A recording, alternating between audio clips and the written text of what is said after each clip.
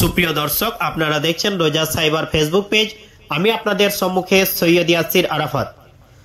আপনাদের সম্মুখে এখন যে চিত্র তুলে ধরব, আপনারা সকলেই অবগত আছেন যে দেউচাপাচামি কোল প্রজেক্ট, যেটা মাননীয় মুখ্যমন্ত্রী মমতা ব্যানার্জির স্বপ্নের প্রকল্প। সেই প্রকল্পে তিনি যে সমস্ত ব্যক্তির জমি ভিটা এমনকি ব্যবসা জায়গা যাই কিছুই যাক না কেন, সেই প্রকল্পের জন্য যে সমস্ত এরিয়াকে ব্লক করে রাখা হয়েছে এবং সেই সমস্ত জমিদাতাদের জমি নিয়ে তাদেরকে একটা করে মানবিক প্যাকেজ তিনি ঘোষণা করেন।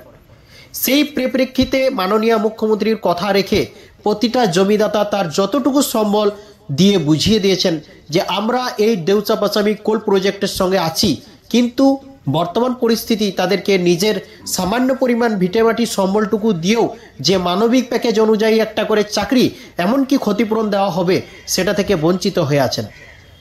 তাদের একটাই দাবি, শিল্প চাই, চাকরি চাই, কিন্তু কিছু সরকারি কর্মকর্তাদের কারণে তাদেরকে এখনো পর্যন্ত ন্যায্য জমি দিয়েও তাদের অধিকার পাচ্ছেন না।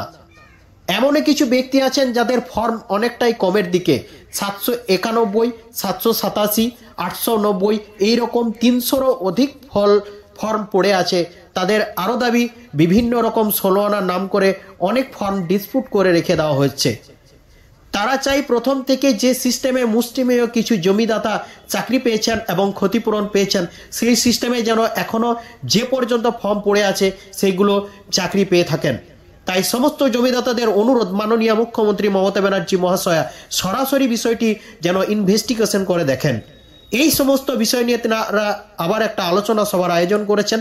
দেখতে পাচ্ছেন সেই চিত্র আমাদের রোজা সাইবার ফেসবুক পেজে। দৈনন্দিন নিত্য নতুন খবরাখবর পেতে আমাদের চ্যানেলটিকে যারা ফলো করেছেন তেনাদেরকে অসংখ্য অসংখ্য ধন্যবাদ। এখনও পর্যন্ত যারা চ্যানেলটি ফলো করেননি অতি অবশ্যই চ্যানেলটি ফলো করুন। সকলেই সুস্থ থাকুন, ভালো থাকুন, ধন্যবাদ। চাকরি পেয়েছে 47-এর ওপরেও কিছু সিরিয়ালের চাকরি পেয়েছে, এটা আমাদের কাছে খবর আছে, আমাদের কাছে তার তথ্যও আছে। এই হচ্ছে বিষয়। আরও বিষয় আছে, আমাদের কোচি ভাই আছে, এগুলো আমাদের গুছিয়ে বলছে। নিয়ম নীতি করেছিল 11 লটের পর থেকে প্রত্যেকটা নিয়ম নীতি চেঞ্জ করে দিয়েছে।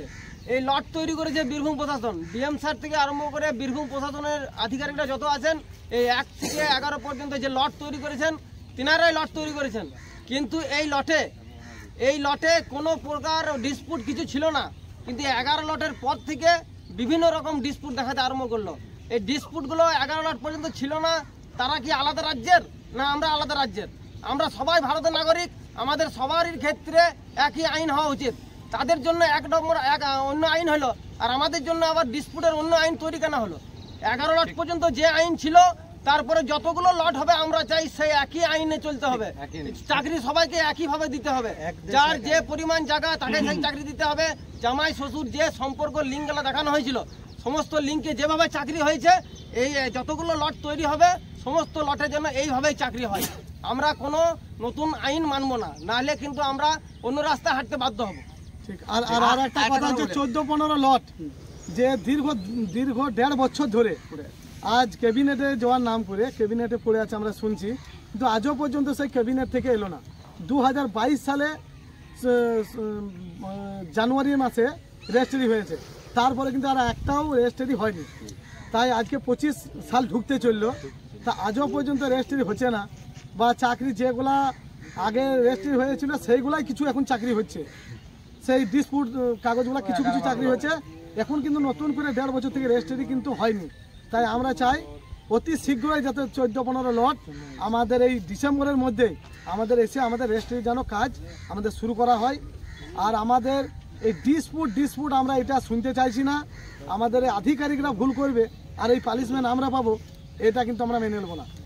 আমাদের একটাই কারণ, আমাদের এখানে সকলে এখানে হাজির হওয়ার একটাই কারণ, আমাদের যে প্রসেসে 1 নম্বর সিরিয়াল থেকে চাকরি হয়েছে, ওই প্রসেসেই যেন আমাদের বিগত দিনে যে সিরিয়ালগুলো পড়বে সেই সিরিয়াল অনুযায়ী সকলেরই যেন চাকরি হয়। আর আমরা এখানে যতজনই আছে সবাই আমরা জমিদাতা, আমরা বৈধ জমিদাতা। আমরা কোনো কাউরি হয়ে আমরা এখানে দালালি করছি না, আর আমরা কাউরি হয়ে এখানে কোনো দফাদারি করছি না।